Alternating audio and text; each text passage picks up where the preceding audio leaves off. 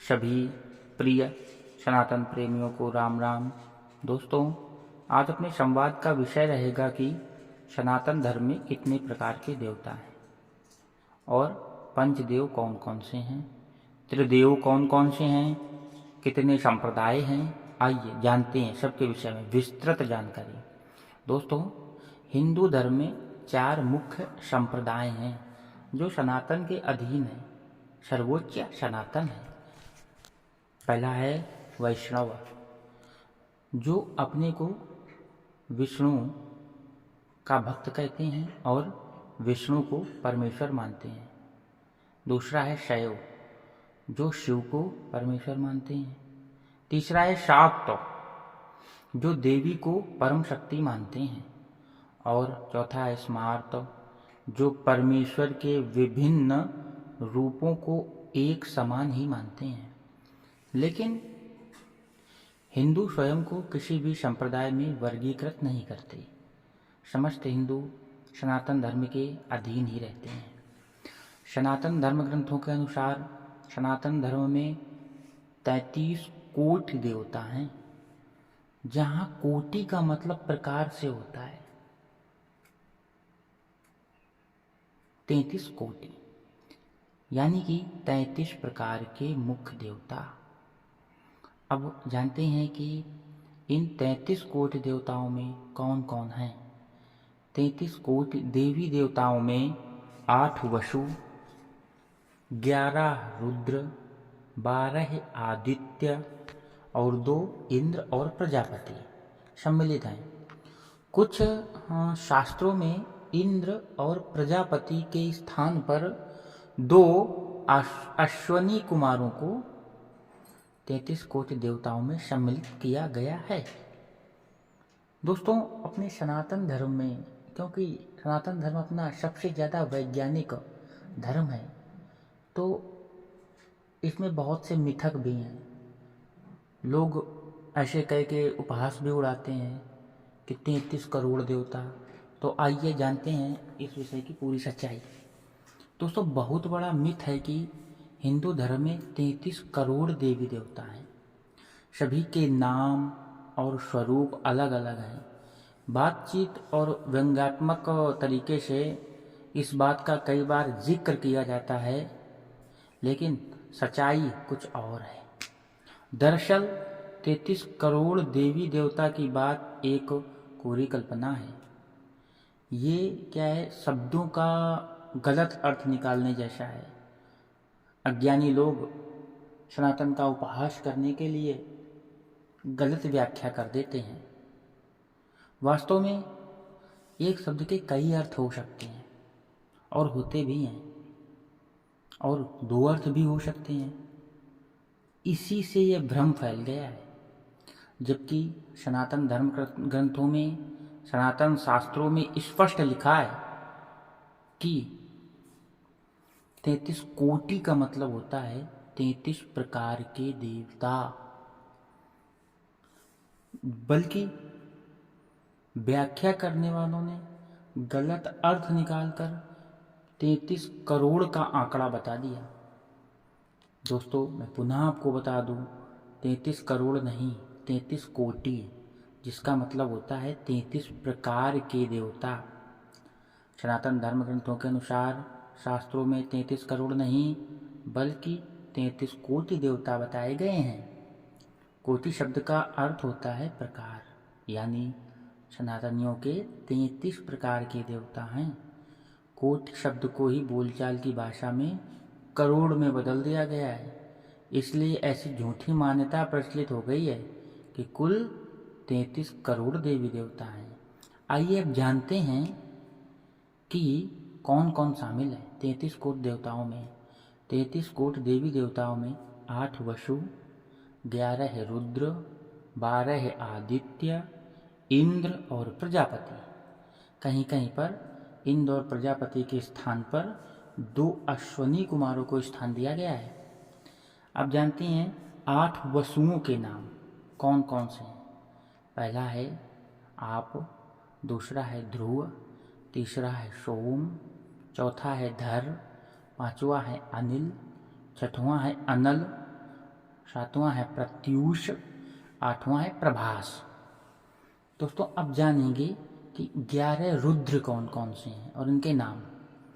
पहला मनु, दूसरा मन्यु, तीसरा शिव, चौथा महत, पांचवां ऋतुध्वज, छठवां महिनस, सातवां उम्रतीरस, आठवां काल, नौवां वामदेव, 10वां भव और 11वां धृतध्वज।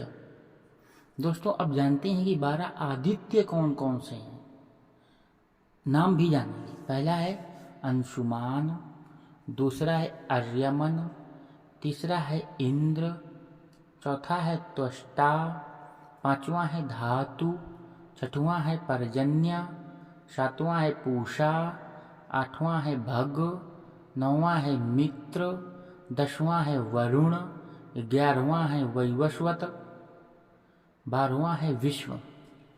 दोस्तों ये तो हो गए अपने 33 प्रकार के देवताओं के नाम।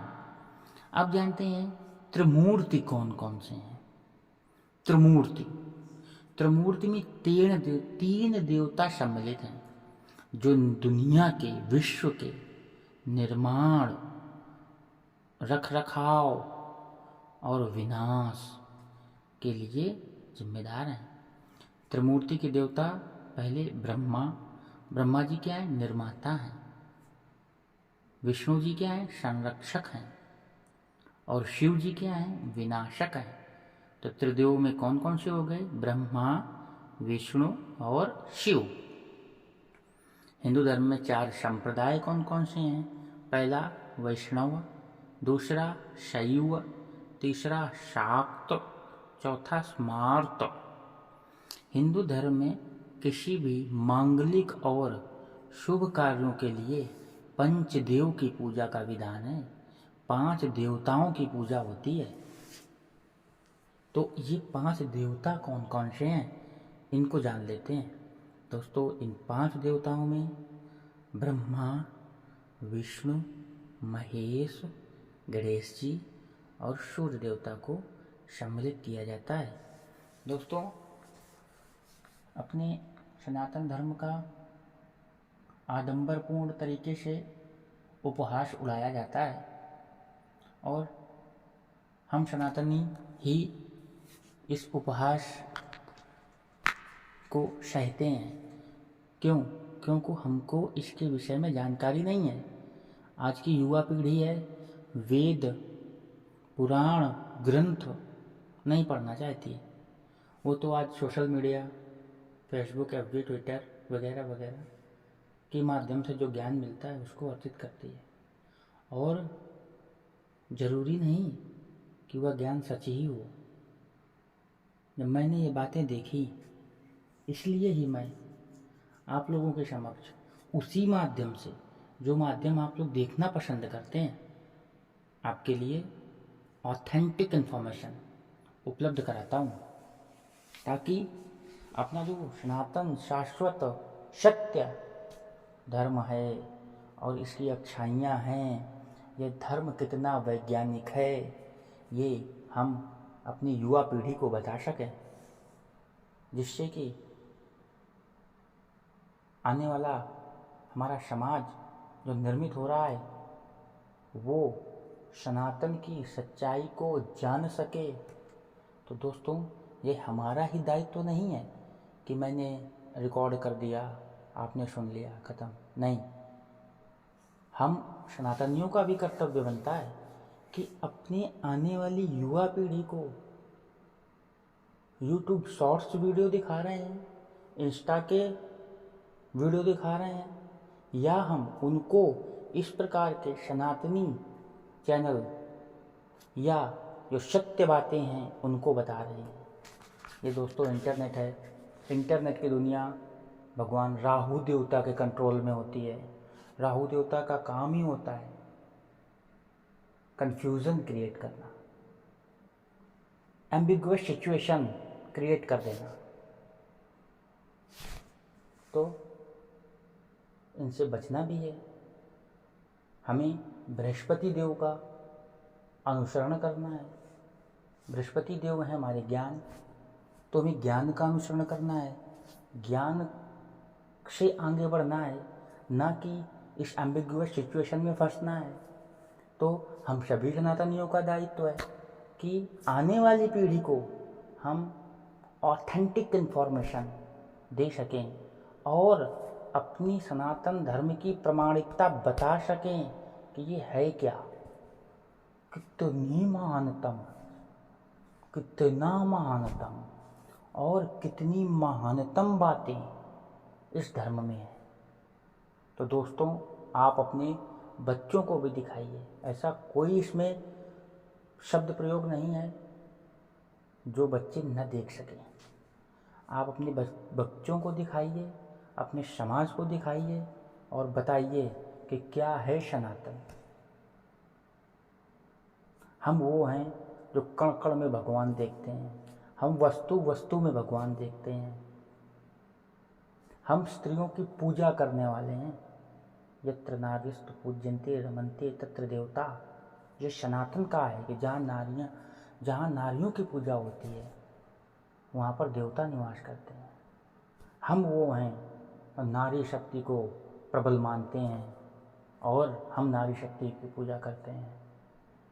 सर्वप्रथम हम नारी शक्ति को पूजते हैं।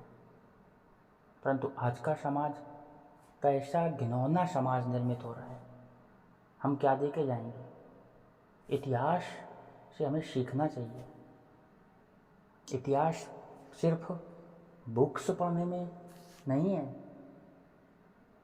इतिहास से हमने क्या सीखा वो महत्वपूर्ण है। इसीलिए इतिहास लिखा ही जाता है कि आने वाली पीढ़ियाँ उसको पढ़ें, समझें, देखें। हमारे सनातनी ऋषि मुनि बहुत ही बुद्धिमान थे। वो जानते थे कि आने वाला समय ऐसा होगा, इसलिए हमें वो वेद, पुराण, उपनिषद, धर्म ग्रंथ, रामायण, गीता उपलब्ध कराई कि हमारे आने वाले जो सनातनी हैं वो उसको समझें और उसका अनुसरण करें। तो दोस्तों, आपकी जिम्मेदारी भी होती है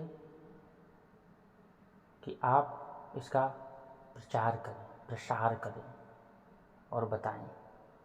अब मैं अपनी बात को विराम देता हूँ।